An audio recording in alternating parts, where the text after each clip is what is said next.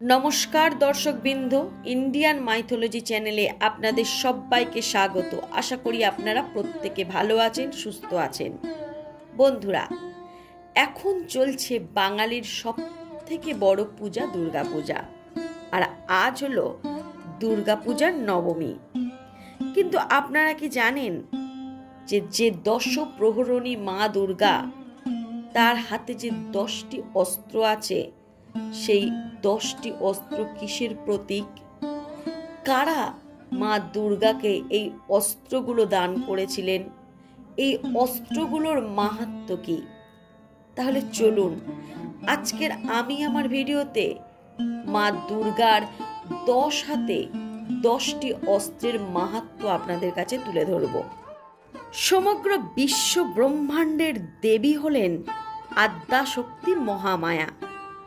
তিনি সকল জীবের জননী হলেও আমাদের বাঙালি সমাজে তিনি পূজিতা হন কন্যারূপে। আশ্বিনের শারদ প্রাতে আলোক মঞ্জরি বেজে ওঠার সাথে সাথে পিত্রালয়ে উপস্থিত হন মাতা দশ প্রহরণধারিণী। তার আগমনে খুশির হিল্লোল বয়ে যায় আপামর বাঙালি সমাজে তথা শাক্ত বিশ্বাসের অনুগামীদের মধ্যে। এই সময় বাপের বাড়িতে বেড়াতে আসেন কন্যা। সমস্ত আত্মীয় স্বজন মিলে হই হুল্লোড়, পুজো দেখা, পেট পুজো ইত্যাদিতে মেতে ওঠেন বঙ্গভূমির অমৃতের সন্তানের দল। জাগো তুমি জাগো, জাগো দুর্গা, জাগো দশ প্রহরণধারিণী, অভয়া শক্তি বল প্রদায়িনী, তুমি জাগো। প্রিয় দর্শক, আপনারা নিশ্চয় খেয়াল করেছেন এখানে দেবী দুর্গাকে দশ প্রহরণধারিণী নামে সম্বোধন করা হয়েছে। কিন্তু জানেন কি এই দশ প্রহরণধারিণী শব্দের অর্থ কি? আসলে 10টি প্রহরণ যিনি ধারণ করেন তিনিই হচ্ছেন দশ প্রহরণধারিণী। আর প্রহরণ শব্দের অর্থ হচ্ছে সেই বস্তু যা দ্বারা প্রহার করা যায়। তাই 10টি অস্ত্র নিজের 10টি ভুজায় বহন করেন বলেন তার নাম দশ প্রহরণধারিণী। এখন প্রশ্ন হচ্ছে, দেবী তার কোন হাতে কোন অস্ত্র ধারণ করে থাকেন? দেবী পুরাণে বলা হয়েছে, ত্রিশূলং দক্ষিণে ধায়ং খড়গং চক্রং ক্রমাদদ তীক্ষ্ণ বাণং তথা শক্তিং দক্ষিণেষু বিচিন্তয়েত খেটকং পূর্ণ চাপঞ্চ পাশ মঙ্কুশ মেবচ ঘণ্টাং বা পুরুষং বাপি বামতা সন্নিবেশয়ত। অর্থাৎ দেবী তার দক্ষিণ হস্তে উপরের দিক থেকে ধারণ করেন ত্রিশূল, খড়গ, চক্র, তীক্ষ্ণ বাণ এবং শক্তি। আবার বাম হস্তে নিচের দিক থেকে ধারণ করেন খেটক, পূর্ণ চাপ, পাশ, অঙ্কুশ, ঘণ্টা বা কুঠার। তবে অনুবাদের রকম ফিরকমের এই 10 অস্ত্রের নাম নিয়ে বিতর্ক আছে পণ্ডিতগণের মধ্যে। তাই সাধারণভাবে শঙ্খ, চক্র, গদা, পদ্ম, ত্রিশূল, খড়গ, ধনুর্বাণ, ঘণ্টা, নাগপাশ এবং বজ্রাস্ত্রের ব্যবহার দেখা যায় দেবীসজ্জায়। তো প্রিয় দর্শক, এবার আসুন দেবী দুর্গার এই প্রচলিত 10টি অস্ত্রের গুরুত্ব এবং তাৎপর্য আপনাদেরকে জানাবো। প্রথম যিনি যে অস্ত্র ধারণ করেন তা হল শঙ্খ। মহিষাসুরের সাথে যুদ্ধের আগে বরুণদেব দেব দেবীকে দুর্গাকে দিয়েছিলেন শঙ্খ বা শাঁখ। দেবী দুর্গা তার বাম হাতে ধারণ করেছিলেন বরুণ দেব প্রদত্ত এই দৈব শঙ্খ। আপনারা জানেন শঙ্খের ধ্বনি মঙ্গলময়, যা মহাজাগতিক জাগরণের প্রতীক। আবার সে যুগে যুদ্ধে আহ্বান করতে বা যুদ্ধের প্রারম্ভে শঙ্খনাদ করে শত্রুকে জানিয়ে দেয়া হতো যুদ্ধের অভিপ্রায়। পুরাণ মতে সৃষ্টির আদিতে যখন সমগ্র বিশ্ব চরাচর জলমগ্ন ছিল, তখন শ্রী বিষ্ণু শাঁকের আধারে অবস্থান করছিলেন সমুদ্রের তলদেশে। এরপর দেবতাদের প্রার্থনায় শ্রী বিষ্ণু সমুদ্র থেকে উঠে এসেছিলেন শঙ্খধারী বেশে। এছাড়াও সমুদ্র মন্থন থেকে উঠে আসা শঙ্খ, অসুর শঙ্খচূড়ের অমরত্ব প্রভৃতি কারণে সনাতন ধর্মের একটি গুরুত্বপূর্ণ অনুষঙ্গ হচ্ছে শঙ্খ। দ্বিতীয় অস্ত্র হল চক্র। দুর্গতি নাশিনী দেবী দুর্গাকে চক্র দান করেছিলেন ভগবান শ্রী বিষ্ণু। এই সুদর্শন চক্র স্থান পেয়েছিল দেবীর দক্ষিণ হস্তে। এখানে সু শব্দের অর্থ সুন্দর, আর দর্শন শব্দের অর্থ হল দৃশ্যমান, অর্থাৎ তীব্র গতিতে ঘূর্ণায়মান এই সুদর্শন চক্র দেখতে ব্রহ্মাণ্ডেরই মতন উজ্জ্বল ও অপরূপ সুন্দর, যার কেন্দ্রবিন্দু থেকে সমস্ত তেজ ও শক্তি সঞ্চরিত বিচ্ছুরিত হয়ে চলেছে। সেই কেন্দ্রবিন্দুতে অবস্থানকারী শক্তি সম্পর্কে আমরা হয়তো কেউ অবগত নই। দেবীর হাতে ব্রহ্মাণ্ড স্বরূপ চক্রের উপস্থিতি আমাদেরকে জানান দেয় যে তিনি এই ব্রহ্মাণ্ডের কেন্দ্র, যার থেকে এই বিপুল তেজ রাশি ও শক্তি সঞ্চারিত ও বিচ্ছুরিত হয়। কারণ দেবী হলেন প্রকৃতির স্বরূপা আদ্যা শক্তি। তৃতীয় অস্ত্র হল গদা। দেবীর বাম হাতে সুসজ্জিত গদা বা কালদণ্ডটি মহিষাসুর নিধন যজ্ঞে দেবী মহামায়াকে প্রদান করেছিলেন স্বয়ং ধর্মরাজ যম। গদা বা কালদণ্ড হল মহাপ্রীতি, আনুগত্য, ভালোবাসা ও ভক্তির প্রতীক। একই সাথে কালদণ্ড শক্তিরও প্রতীক। কাল বা মহাকালের প্রতি আমরা সকলেই অনুগত, কারণ কালের ঊর্ধ্বে কেউ নেই। মহাকালের করাল গ্রাস সব কিছুকেই ধ্বংস করে দিতে পারে।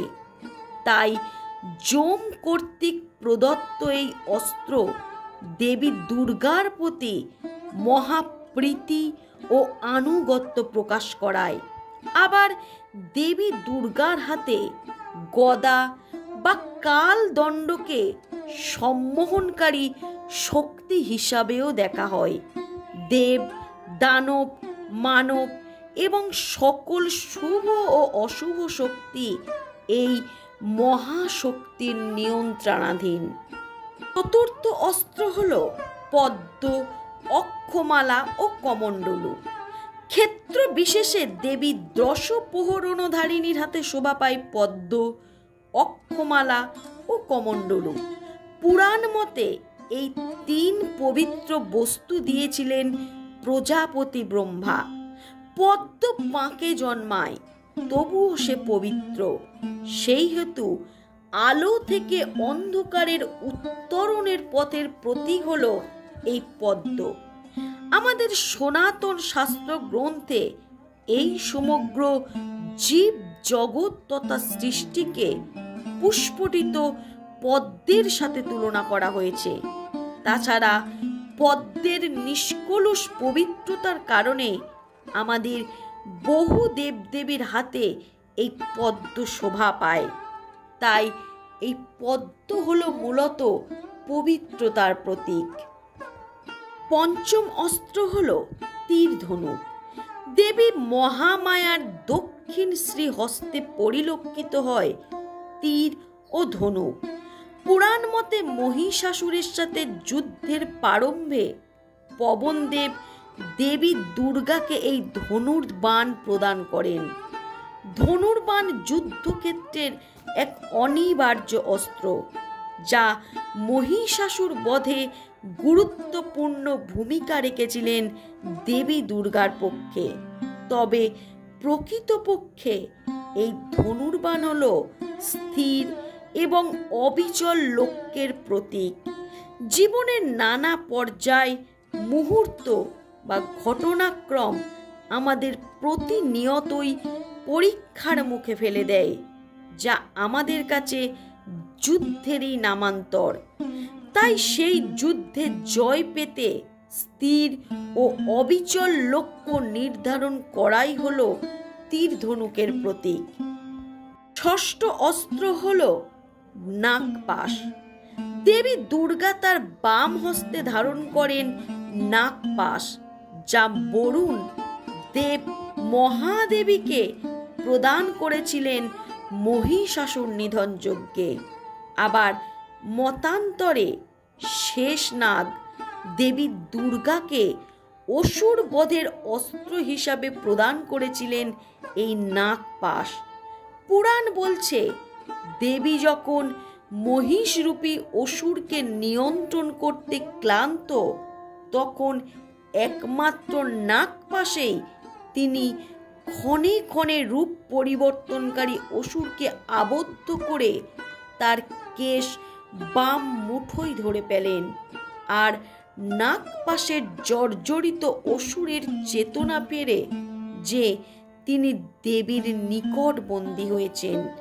মূলত আসরিক প্রবৃত্তি লাঘব এবং মনের বিশুদ্ধ চেতনার বিকাশে দেবী দুর্গার হাতে শোভা পায় সর্প বা নাগপাশ।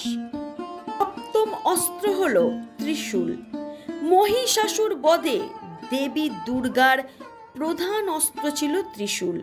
আপনারা জানেন, ত্রিশূল মূলত দেবাদিদেব মহাদেবের অস্ত্র, যা তিনি মহিষাসুর নিধন যজ্ঞে মহাদেবীর হাতে সমর্পণ করেছিলেন। শাস্ত্রমতে ত্রিশূল হচ্ছে ত্রিকাল দণ্ড স্বরূপ, যা অতীত, বর্তমান ও ভবিষ্যতের প্রতীক। আবার ত্রিশূলের তিনটি ফলা তিনটি গুণযুক্ত। এই ত্রিগুণ হল সত্য, রজ ও তম। আপনারা অনেকেই জানেন, ত্রিশূলের মধ্যভাগের ফলাটি সত্য গুণ সমৃদ্ধ এবং বাকি দুই দিকের দুটি ফলা রজ এবং তম গুণ বিশিষ্ট। দেবীর অষ্টম অস্ত্র হল বজ্র। দেবরাজ ইন্দ্রের অমোঘ অস্ত্র হল বজ্র। অসুরের বিরুদ্ধে সংগ্রামে দেবী দশভুজাকে এই অমোঘ অস্ত্র প্রদান করেছিলেন দেবরাজ। দেবী তার বাম হস্তে এই বজ্র ধারণ করে নেমেছিলেন অসুর নিধনে। বজ্রাস্ত্র কঠোর এবং সংহতির প্রতীক। আমাদের যাপিত জীবনে ও চরিত্রে কোমলতার পাশাপাশি প্রয়োজন কঠোরতারও। আবার সংহতিপূর্ণ সমাজ জীবন সব মানুষেরই কাম্য। তাই দুইয়ের প্রতীক রূপে দেবীর হাতে শোভা পায় এই দেবরাজ প্রদত্ত অস্ত্র বজ্র। নবম অস্ত্র হল ঘণ্টা। মাতা আদ্যাশক্তি মহিষাসুর মর্দিনী রূপে বাম হস্তে ধারণ করেন ঘণ্টা। শ্রী শ্রী চণ্ডীতে বর্ণিত ঘটনা অনুসারে জানা যায়, দেবী মহিষাসুরকে যুদ্ধে আহ্বান করার সময় সতর্ক বার্তাস্বরূপ অট্টহাসি হেসেছিলেন এবং শাঁখ ও ঘণ্টার ধ্বনিতে তাকে যুদ্ধ প্রস্তুতির নির্দেশ দিয়েছিলেন। পুরাণ বলছে, দেবরাজ ইন্দ্রের বাহন ঐরাবত এই ঘণ্টাটি অর্পণ করেছিলেন দেবীর শ্রীহস্তে। সেই ঘণ্টার ধ্বনিতে যুদ্ধের সূচনা হওয়ার পরে শাঁখ ও ঘণ্টার মিলিত নিনাদে অশুভ শক্তির বিনাশকাল ঘোষিত হয়েছিল, যা আসরিক শক্তিকে দুর্বল এবং নিস্তেজ করে দিয়েছিল। তাই ঘণ্টা হলো আসরিক শক্তির বিনাশের সংকেত। অস্ত্র হলো খড়গ। দেবীর ডান হাতে উদ্যত অবস্থায় দৃশ্যমান হয় লাল টকটকে খড়গ বা খাঁড়া। এই খড়গ মূলত ভয়াবহতার বহিঃপ্রকাশ। খড়গ দিয়েই দেবী মহামায়া অসুরের মস্তক ছিন্ন করে মুন্ডমালা ধারণ করেছিলেন নিজের কণ্ঠে। শ্রী শ্রী চণ্ডীতে বর্ণিত দেবী দুর্গা চামুণ্ডা অসুর নিধনকালে তার হস্তে রক্তবর্ণা খড়গ দ্বারা অশুভকে নাশ করেছিলেন। আপনারা জানেন, অষ্টমী ও নবমীর সন্ধিক্ষণে যে 48 মিনিট সময় থাকে, সেই সময় দেবী দুর্গা পূজিতা হন চামুণ্ডা রূপে। সাধারণত এই সময় দেবীর উদ্দেশ্যে বলি প্রদান করা হয়ে থাকে, আর খড়গ হল সেই বলি প্রদানের অস্ত্র। আর দেবীর হাতে সজ্জিত খড়গ হল পরম মোক্ষের প্রতীক। এই খড়গ সর্বদা উদ্যত থাকে অশুভকে নাশ করে অভয় ও মোক্ষ প্রদান করার জন্য। ছাড়াও দেবী অস্ত্রসজ্জায় সুসজ্জিত হওয়ার পাশাপাশি দেবীকে নানা আভরণে সুসজ্জিত করেন কুবের। অগ্নিদেবী মহামায়াকে দেন তেজ। সূর্যদেব দেবীকে প্রদান করেন তপ্ত কাঞ্চন বর্ণ, আর চন্দ্রদেব দেবীকে দেন কোটি চন্দ্রপ্রভা। বিশ্বকর্মা দেবীকে দেন অভেদ্য কবচ কুণ্ডল, এবং গিরিরাজ হিমালয় দিয়েছিলেন তার বাহন সিংহ। দেবীর এই রূপ আদ্যাশক্তির দৃশ্যমান সকল রূপের মধ্যে সর্বোচ্চ। তাই দেবী দশ প্রহরণধারিণী। বন্ধুরা, আজ আপনারা আমার এই ভিডিও থেকে দেবীর নানান অস্ত্রের ব্যাখ্যা সম্বন্ধে জানতে পারলেন। ভিডিওটি কেমন লাগলো সেটা অবশ্যই কমেন্ট করে সাবস্ক্রাইব করে জানান।